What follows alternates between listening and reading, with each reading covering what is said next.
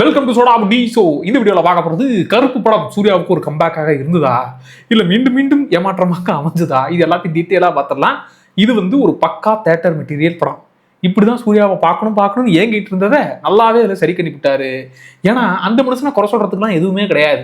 ஏன்னா இவரை மாதிரி ஒரு ஆளை வச்சுக்கிட்டு உங்களால் ஒரு ஹிட்டு கொடுக்க முடியாதா அப்படின்னு டேரக்டர்ஸ் மேலே கோபமும், இவரை பார்த்தாச்சா இவர் மட்டும் ஒரு நல்லது நடக்க மாட்டேங்குதே அப்படின்னு இவர் மேலே கொஞ்சம் பாவமும் ஃபீல் ஆகும். அதெல்லாம் சரி கட்டும் வகையில் நார்மல் மோட்லலாம் காட் மோட்ல தான் உங்களுக்கு ட்ரீட் பண்ண போறேன்னு ஆர்ஜே பாலாஜி இவரை காட் மோடாவே மாத்திட்டாரு. ஸ்கிரீன் பிரசன்ஸு, அது இல்லாமல் இவருடைய பழைய படங்களுடைய ரெஃபரன்ஸு அதெல்லாம் அப்படி அள்ளி போட்டிருப்பா. அப்படி பார்க்கறதுக்கே தேட்டர் மூமெண்ட்ஸா அவ்வளோ ஒர்க் ஆச்சு. இது சூர்யாவுக்கு கம்பேக்கா இல்லை இதுதான் உங்கள் ஊரில் கம்பேக்கா அப்படின்னு கேட்டிங்கன்னா, இது சூர்யாவுக்கு மட்டும் கம்பேக் இல்லை, தமிழ் சினிமாவில் ஒரு நல்ல கமர்ஷியல் படமே வரமாட்டேங்குதே. நான் கூட ஒரு போன வீடியோவில் புலம்பிருந்தேன், தமிழ் சினிமாவில் நல்ல நல்ல கமர்ஷியல் படங்கள்லாம் வேணும்ப்பா, தேட்டரை செலிப்ரேட் பண்ணுற படங்களும் வேணும்னு சொல்லியிருந்தேன்.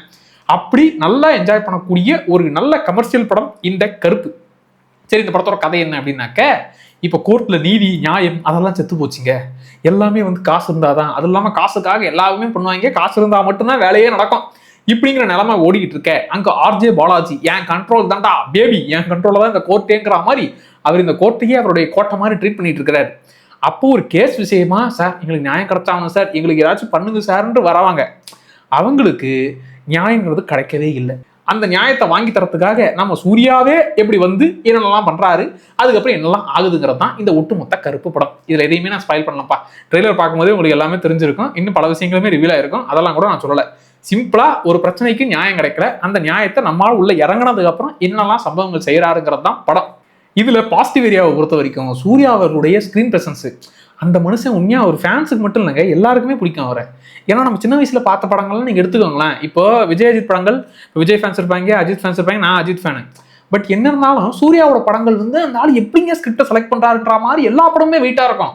ஐயனு, வாரணமாயிரம், பிதாமகனு, காக்க காக்கன்னு, கஜினி, அதெல்லாம் எத்தனை தடவை பார்த்தனே கணக்கு இருக்காது. ஏன் செம்மையா செலக்ட் பண்றாருயா படம், இந்த மனுஷனுக்கு மட்டும் எப்படியா அந்த ஃபிளாப்புங்கிற ஏரியாக்குள்ளே வரமாட்டேங்கிறாருன்னு அவருடைய ஃபிளாப் படம் கூட ஒரு வாட்டி பார்க்குற மாதிரி தான் இருக்கும். ஆனா இந்த அஞ்சானுக்கு அப்புறம் தான் அந்த மனுஷனுக்கு அடிமையால அடியா, அதுலயும் சூரரை போட்டு ஜெய்பீமெல்லாம் ஓட்டிட்டுல விட்டு அந்த கொடுமையெல்லாம் மன்னிக்கவே முடியாது. அதெல்லாம் தேட்டர் மெட்டீரியலியா, அதெல்லாம் போய் ஏன் ஓட்டிட்டுல விட்டுன்னு அவர் மேல கோவமே இருந்துச்சு. தேட்டருக்கு வர படம் எல்லாம் ஓட்டத்தக்காளியா இருந்துச்சு. அந்த மனுஷன் ஏன் ஒழுங்கா யூஸ் பண்ணிக்க மாட்டேங்கிறீங்க, அது இல்லாமல் ஏகப்பட்ட ட்ரோல்லாம் அவருடைய வசூல பிரதீப் ரங்கநாதன்லாம் ஓவர்டேக் பண்ணி போயிட்டாரு, அவருடைய லெவல் போயிடுச்சுங்கிற அளவுக்கு ட்ரோல்லாம் இருந்துச்சு. ஆனா ஃபேன்ஸுங்கிறத வெயிட் பண்ணியிருந்தாங்க. ஸோ அந்த ஃபேன்ஸை திருப்திப்படுத்தக்கூடிய வகையில் சூர்யா ஜஸ்ட் சூர்யா ஃபேனுங்கிறது இல்லாமல் எல்லாருக்குமே சூர்யா மேலே ஒரு எப்பவுமே ஒரு நல்லா நடிக்கிறாருப்பா, செம்மையா இருக்கிறாருப்பா அப்படிங்கிற ஒரு ஃபீல் எப்பவுமே இருக்கும். அப்படி அந்த ஒரு பழைய சூர்யாவை திரும்ப காட்டினது, அதுலேயும் அந்த கடைசி காட் மோடு, அது உண்மையாகவே தேட்டரில் செம்மையா இருந்துச்சா. சீரியஸாகவே மியூசிக் இந்த படத்தோடைய செகண்ட் ஹீரோ. அதன் அப்புறம் வரேன் சூர்யாவோடைய ஸ்க்ரீன் பிரசன்ஸ். ஃபர்ஸ்ட் ஹாஃப் அப்படியே ஒரு மாதிரி ஜாலியாக, செகண்ட் ஹாஃப்ல அந்த ஒரு ஜாலி வைப் சூர்யாவை பார்த்தே ஒரு மாதிரி அப்படியே உருன்னு, இந்த ரெட்ரோலாம் போய் உருன்னு இருப்பாரு, கங்குவாலாம் கத்திக்கிட்டே இருப்பாரா. இப்படி பார்த்துட்டு அந்த மனுஷன் அப்படி பழைய மாதிரி அப்படியே ஒரு ஃபன்னா, அப்படியே ஒரு எனர்ஜெட்டிக்கா அந்த மனுஷனை பார்க்கறதுக்கே நல்லா இருந்துச்சு. அப்படிப்பட்ட சூர்யாவை திரும்ப கொண்டு வந்ததுக்கு ஆர்ஜே பாலாஜி வாழ்த்துக்கள். நல்லா இருந்துச்சு அவரை பார்க்கறதுக்கு. காட் மோட் டான்ஸு கடைசி தான், அது செம்ம வெயிட்டா இருந்துச்சுப்பா. ஸோ சூர்யா ஆப்வியஸா படத்துடைய பெரிய பெரிய பிளஸ். அடுத்த பிளஸ் ஆர்ஜே பாலாஜியா த்ரிஷாவா, மியூசிக் தான். நாங்க 4 பேரு, அது எத்தனை பேர் கேட்டாலும் பிடிக்க மாட்டேங்குது, அது ஒரு மாதிரி போகுதுன்னு தான் இருக்கும்.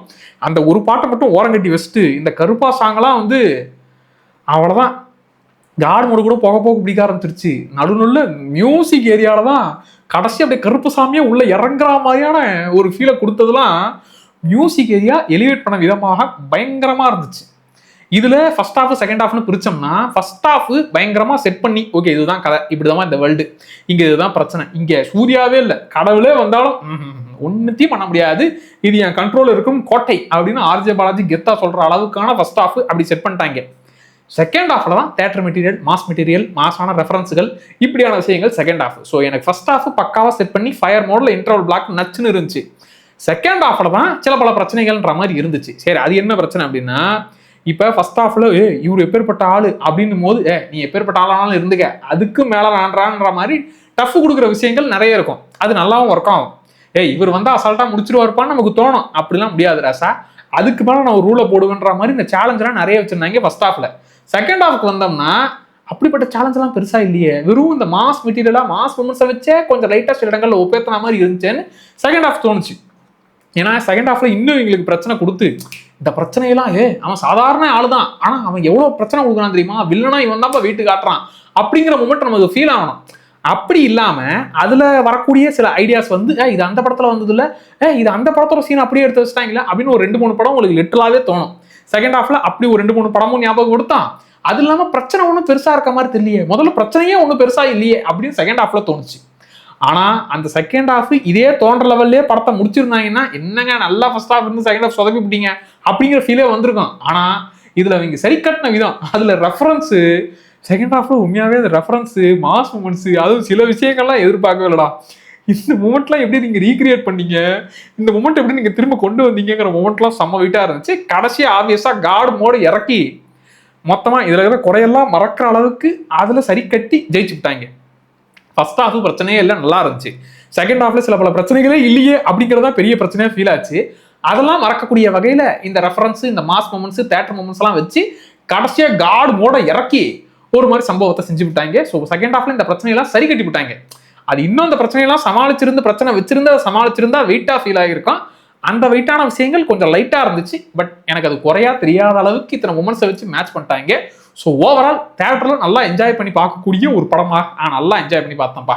அதுவும் சில மூமெண்ட்ஸ்லாம் செம்மையா குபீர் மூமெண்ட்டாக, அதுலயும் ஆர்ஜே பாலாஜி வந்து சில கவுண்டர் அடிக்கிறதா அதே இதெல்லாம் பிரச்சனை வரும் தெரிஞ்சதா நீங்க பேசுறீங்களான்ற மாதிரி சில மூமெண்ட்ஸ்லாம் வெயிட்டா இருந்துச்சு. முக்கியமாக சூர்யா படங்களுடைய ரெஃபரன்ஸ், சூர்யா ஃபேன்ஸ் எல்லாம் என்ஜாய் பண்ணக்கூடிய வகையில ஏகப்பட்ட மூமெண்ட்ஸ் இருக்குது. அதுலயும் சில மூமெண்ட்ஸ் எல்லாம் எப்படி இவங்க போட்டாங்க அப்படிங்கிற மாதிரியான விஷயங்கள்லாம் நல்லா இருந்துச்சு. பிளஸ் இது வந்து கடவுள் நம்பிக்கை இருந்தாதான் இந்த படம் பிடிக்குமா, கடவுள் நம்பிக்கை இதுல அவங்களே சொல்லிட்டாங்க, கடவுளுக்கு ஒன்று பயப்படு, இல்லைன்னா நீ நம்புற விஷயத்துக்கு பயப்படு, ஆர் நியாயமா இரு. அதாவது இந்த நேர்மைங்கிறதே ஒரு அடிக்ஷன்ரா, அதுக்கு பழகிட்டோம்னா அதை விட்டு வெளியே வரமாட்டேன் இப்படியான சில டைலாக்ஸ். முக்கியமா அதாவது கடவுள் நம்பிக்கை இருக்கிறவனுக்கு கடவுள் பார்த்து பாருப்பா, கடவுள் நம்மளை காப்பாற்றுவாரு, ஆர் கடவுளுக்கு பயந்து நம்ம கெட்டதை செய்யக்கூடாதுப்பா அப்படிங்கிற ஒரு எண்ணம் இருக்கும். அந்த எண்ணத்தை கிரியேட் பண்ணிட்டாலே இங்க எல்லாம் மாறிடும் அப்படிங்கிற ஒரு விஷயம். அதுக்குன்னு இப்ப கடவுள் நம்பிக்கை எனக்கு இல்லை, அதுக்குன்னு அப்ப நான் வந்து கெட்டவனா அப்படிங்கிற அந்த ஒரு பாயிண்ட் ஆஃப் வியூல அதுல தொடவே இல்லை. இதுல என்னன்னா கடவுள் நம்பிக்கை இல்லைனாலும் கோர்ட் மேல நம்பிக்கை இருக்குது இல்ல, நியாயம் ஜெயிக்கும், நேர்மை எப்பவுமே ஜெயிக்குங்கிற ஒரு நம்பிக்கை இருக்குல்ல, அந்த நம்பிக்கையை எப்பவுமே காப்பாற்றணும். ஒண்ணு கடவுளை நம்புறவன் கடவுள் பார்த்து பாருப்பா கெட்டது செய்ய விட மாட்டாருங்கிற நம்பிக்கை அவனுக்கு இருக்கும். இங்க கோர்ட்டை நம்புறவனுக்கு எனக்கு கடவுள் நம்பிக்கை இருக்கு இல்ல அதெல்லாம் ரெண்டாம் பட்சம், ஆனா நான் கோர்ட்ல இருக்கிற ஒருத்தரையும் அப்படி மதிக்கிறேன், அவங்க நியாயத்தை போராடி வாங்கி தருவாங்கிற நம்பிக்கை இருக்குது. அந்த நம்பிக்கை செத்து போக கூடாது.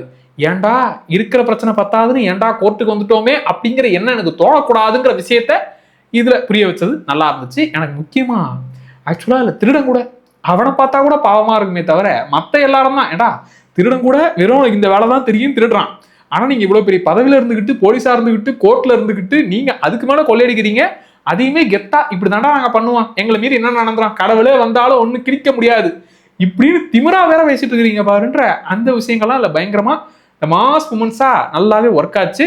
எனக்கு இந்த படம் நல்ல ஒரு கமர்ஷியல் படம் பார்த்தப்பா அப்படிங்கிற ஒரு திருப்தி குடிச்சது. ஏன்டா த்ரிஷாவை பத்தி பேசவே இல்லை, த்ரிஷா கேரக்டர் அங்க இங்கன்ற மாதிரி வரும், நீட்டான கேரக்டர் தான், பெருசா அவங்களுக்கான மூமெண்ட்ஸுங்கிற மாதிரிலாம் எனக்கு பெருசா ஃபீல் ஆகல. அந்த கேரக்டர் வந்து ஒன்று பண்ணிட்டாங்கப்பா, அந்த கேரக்டர் இந்த சீன்ல அவங்க ஸ்கோர் பண்ணி தூக்கி சாப்பிட்டாங்க அப்படி எனக்கு எதுவும் ஃபீல் ஆகல. ஆர்ஜே பாலாஜி அங்கங்க ஸ்கோர் பண்ணாரு, ஆனா இன்னும் எனக்கு பவர்ஃபுல்லான வில்லன் அவர் தாங்க. சூர்யாவே அப்படியே கதிகலங்க வைக்கிற அளவுக்கு ஒரு வில்லத்தனத்தை காட்டிட்டாருங்கிற அளவுக்குலாம் ஃபீல் ஆகல. இங்க பிரச்சனை பெரிய வில்லன், இந்த பிரச்சனையை சமாளிக்க கடவுளே இருந்தாலும் ரசா இங்க இவ்வளவு பெரிய விஷயங்கள் நடக்குது, அங்கே நீ வந்தாலும் இதெல்லாம் பண்ணணும் அப்படிங்கிற அந்த மீட்டரை நல்லாவே செட் பண்ணிட்டாங்க. ஸோ என்ஜாய் பண்ற மூமெண்ட்ஸ் சூர்யா ஃபேன்ஸுக்கு நீங்க ரொம்ப நாளா ஏங்கிட்டு இருந்தீங்க, அப்படிப்பட்ட ஒரு ஹிட்டு கிடைச்சிருச்சு. அதே போல கமர்ஷியல் படம் நல்ல ஒரு ஃபேமிலி என்டர்டெய்னரை அப்படியே குடும்பமா போய் பார்க்கறதுக்கு நல்லா இருக்குமா அப்படின்னா தாராளமா இந்த படம் ஒர்க் ஆகும். என்ஜாய் பண்ற மூமெண்ட்ஸ் தான் ஏகப்பட்டது இருக்குது, நார்மல் மோட்லாம் இல்லை காட் மோடு தான். ஸோ தாராளமா என்ஜாய் பண்ணிட்டு வரலாம் இந்த படத்தை. இந்த படம் பார்த்தவங்க உங்களுக்கு எப்படி இருந்துச்சுங்கிறத மறக்காம கமெண்ட்ல சொல்லுங்க. சோடா அப்படி சேனலை சப்ஸ்கிரைப் பண்ணிக்கோங்க. Tata bye.